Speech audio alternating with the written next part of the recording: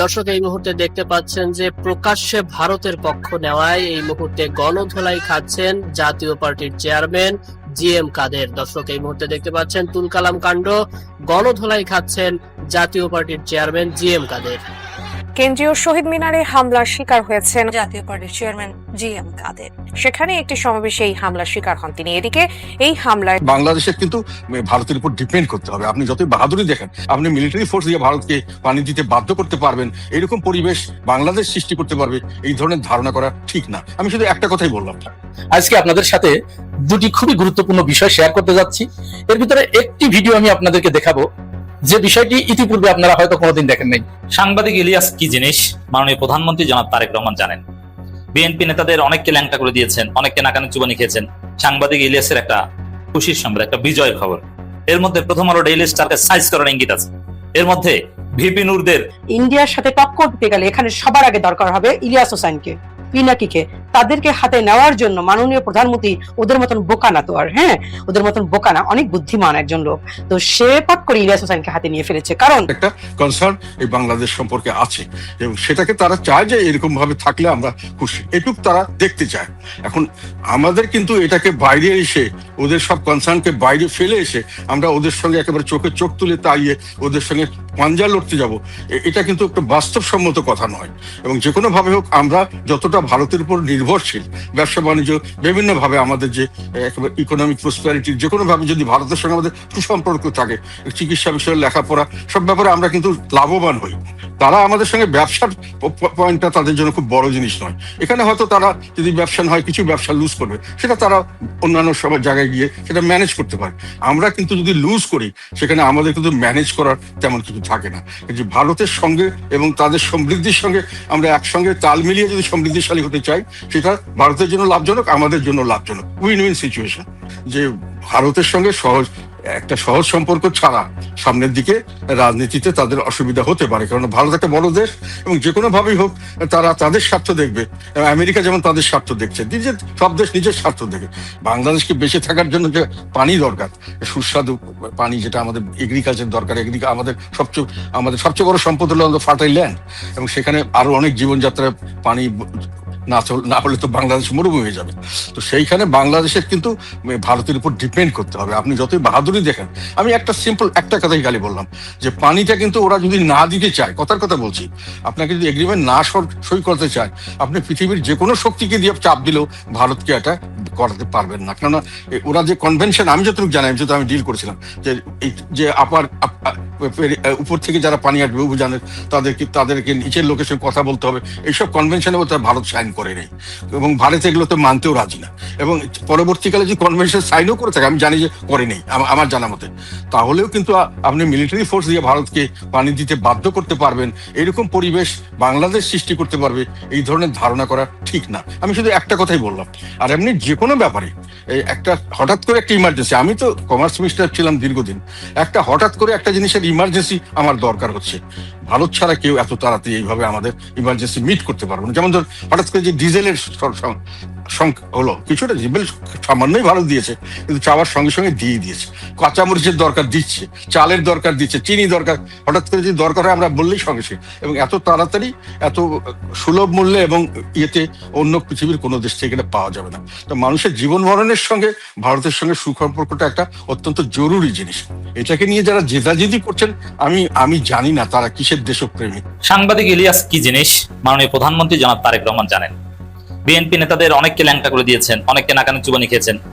ইচ্ছা মতো অকথ্য ভাষায় সাংবাদিক ইলিয়াস বিএনপির অনেককে গালাগালি করেছেন।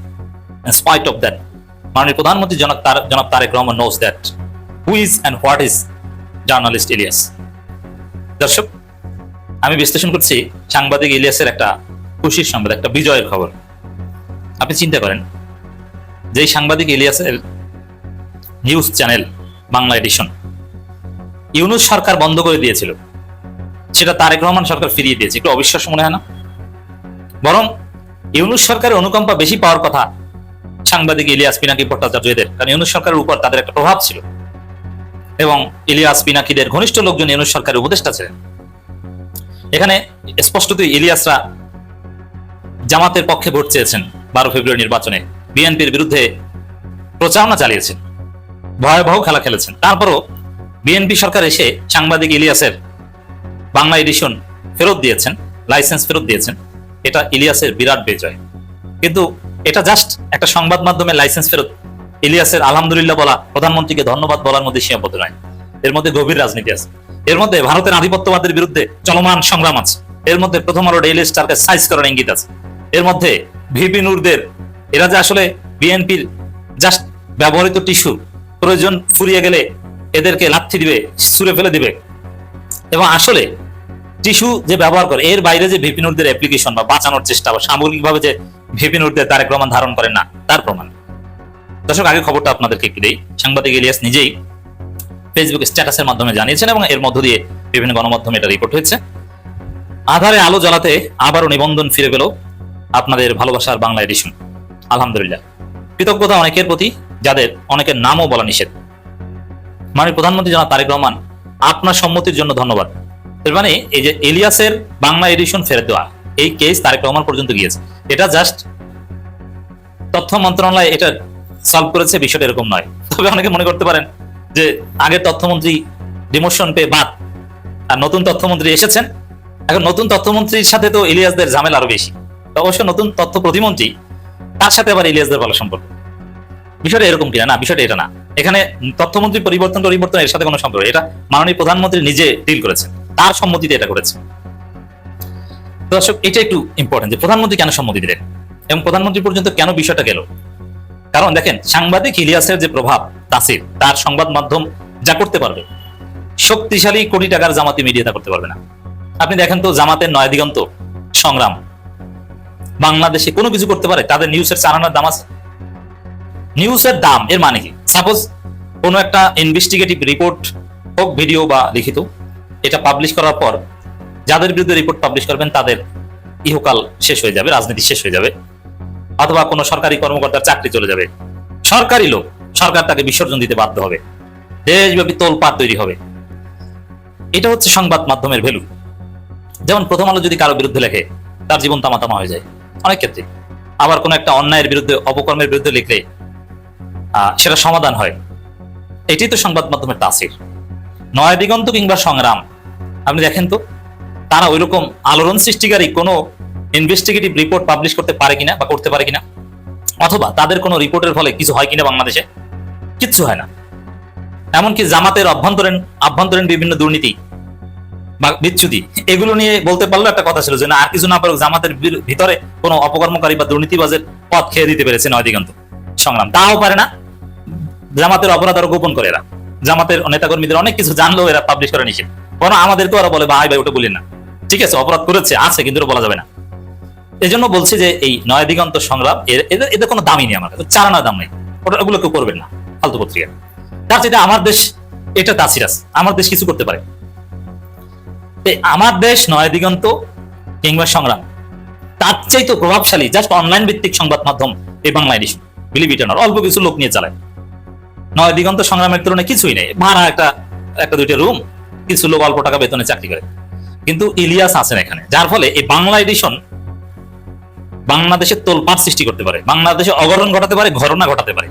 তারা একটা অ্যাক্টর, যেটা আমরা দেখেছি প্রথম আলো ডেইলি স্টারে হামলা হয়েছে ইউনূসের আমলে, শরীফ ওসমান হাদির হত্যাকাণ্ডের পর।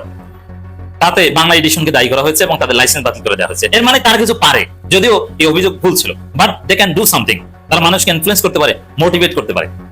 এবং ইলিয়াস একটা ইনভেস্টিগেটিভ রিপোর্ট করলে ওটা বাংলাদেশের যমুনা টেলিভিশনের চাইতে, রিপোর্টের চাইতেও, তালাশ অমুক তমুক তাদের চাইতেও আলোচিত। বলেন তো, এই যে ভিপি নূরের বিরুদ্ধে যে রিপোর্ট করলো, ওইটা বেশি মানুষ দেখেছে, বেশি আলোচনা হয়েছে না? ভুয়া ক্যান্সার বিশেষজ্ঞ অমুক তমুক নানান বিষয় তালাশ নানান রিপোর্ট করে, এগুলোর প্রভাব বেশি। অবশ্যই ইলিয়াসের প্রভাব কয়েক হাজার গুণ বেশি, বাংলাদেশের যে কোনো নিউজ গণমাধ্যমের চাইতে বেশি। সেই ইলিয়াস জামাতপন্থী, তার সংবাদ মাধ্যম ফেরত দিয়েছে কেন? এটা তো দেওয়ার কথা না, কারণ জামাতের পক্ষে সবচাইতে পাওয়ারফুল সংবাদ মাধ্যম হওয়ার কথা, যদিও জামাতের নিয়ন্ত্রণে না, কারণ ইলিয়াস কারো কথা শোনেন না, বাট জামাতের পক্ষেই যেত। এই বাংলা এডিশনের নিবন্ধন ফিরিয়ে দিলেন প্রধানমন্ত্রী কেন? এর কারণ ভারতের আধিপত্যবাদের বিরুদ্ধে লড়াইয়ে সাংবাদিক ইলিয়াসকে প্রধানমন্ত্রী এখন দরকার। আর প্রধানমন্ত্রী জানেন, বিএনপি 2-4 জনের বিরুদ্ধে, বিভিন্নদের বিরুদ্ধে বাংলা এডিশন অমুক তমুক যাই বলুক, ভারতের আধিপত্যবাদের বিরুদ্ধে জনগণকে প্রভাবিত করতে পারে, লড়াই করতে পারে, এমন ফিগার যদি কেউ থেকে থাকে ইলিয়াস এবং পিনাকি আছে। ইলিয়াস পিনাকিদের সাথে যতই দূরত্ব থাক, ভারতের আধিপত্যবাদীর বিরুদ্ধে লড়াইয়ে ইলিয়াস পিনাকিকে দরকার, এটা প্রধানমন্ত্রী ফিল করেছেন বলে তার বাংলা এডিশন ফেরত দিয়েছে। জামাতকেও দরকার, এমনকি ইলিয়াস পিনাকিও হাজারো সমালোচনা করলে, আমরা হাজারো সমালোচনা বিএনপি সরকারের করলো, ভারতের আধিপত্যবাদের বিরুদ্ধে লড়াই যে বিএনপির সাথে আমরা আছি এটাও স্পষ্ট।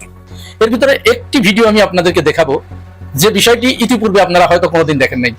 বিষয়টা হচ্ছে, আপনারা কি কোনোদিন জামাতের আমিরকে আজান দেয়া দেখেছেন?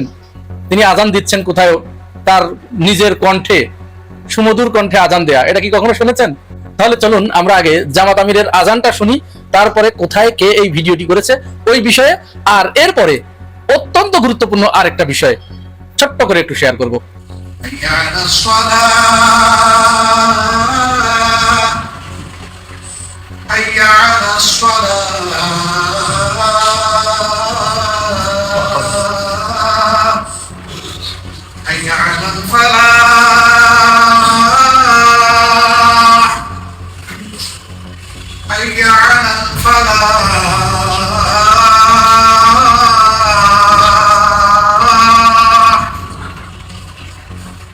Allahu Akbar,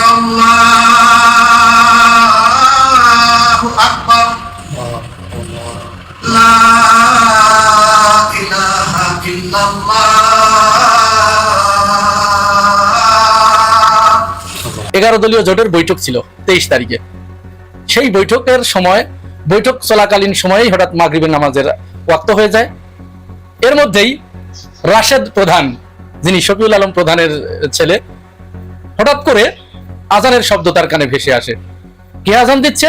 আজানের সুমধুর শব্দে রাশেদ প্রধান লিখেছে তার ফেসবুক পোস্টে, তিনি হতভম্ব হয়ে গেছেন, এত স্নিগ্ধ সুন্দর সুমধুর আজান কে দিচ্ছে? তিনি এগিয়ে গিয়ে দেখেন জামাত আমির আজান দিচ্ছে, তিনি হতভম্ব হয়ে গেছেন। বাংলাদেশের ইতিহাসে কোনো বিরোধী দলীয় নেতা এরকম নিজের কণ্ঠে আজান দিয়েছেন বৈঠক চলাকালীন সময়ে, এরকম ইতিহাস বাংলাদেশে নাই।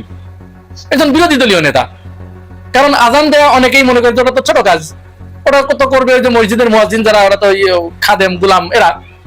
তাহলে বিরোধী দলীয় নেতা আজান দিচ্ছেন, উনি লোভ সামলাতে না পেরে খুব দ্রুতই শেষের দিকের অংশটুকু ভিডিও ধারণ করেছেন এবং তার ফেসবুক ওয়ালে তিনি পোস্ট দিয়েছেন এবং ক্ষমাও চেয়েছেন যে আমি জামাত আমিরের অনুমতি ছাড়াই এই ভিডিওটি আমার টাইমলাইনে আপলোড করার লোভ সামলাতে পারলাম না, যদি ভুল হয়ে থাকে আশা করি জামাত আমির আমাকে ক্ষমা সুন্দর দৃষ্টিতে দেখবেন।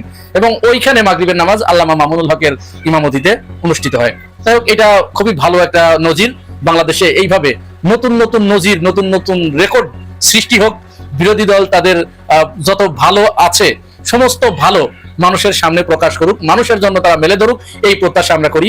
দ্বিতীয় বিষয় যেটি আপনাদের সাথে আলোচনা করতে চেয়েছি, শেয়ার করতে চেয়েছি, সাদিক কায়েমের সাথে মার্কিন এম্বাসির প্রতিনিধি দল তার সাথে সাক্ষাৎ করেছেন ডাকসুতে গিয়ে তার অফিসে।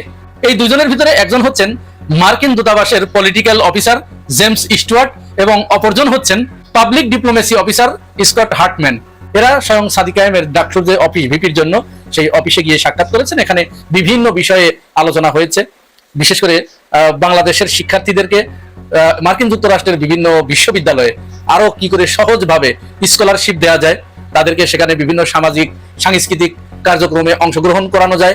এরপরে বাংলাদেশস্থ মার্কিন এম্বাসির মাধ্যমে বাংলাদেশে বিভিন্ন সাংস্কৃতিক সংগঠনের আয়োজন করে সেখানে শিক্ষার্থীদেরকে, বাংলাদেশি শিক্ষার্থীদেরকে কিভাবে আরো বেশি অংশগ্রহণ করানো যায়, তাদের দক্ষতা, মেধা, শ্রম এইগুলো যাতে আরো বৃদ্ধি পায়, এই বিভিন্ন বিষয়ে তাদের সাথে আলাপ আলোচনা হয়েছে।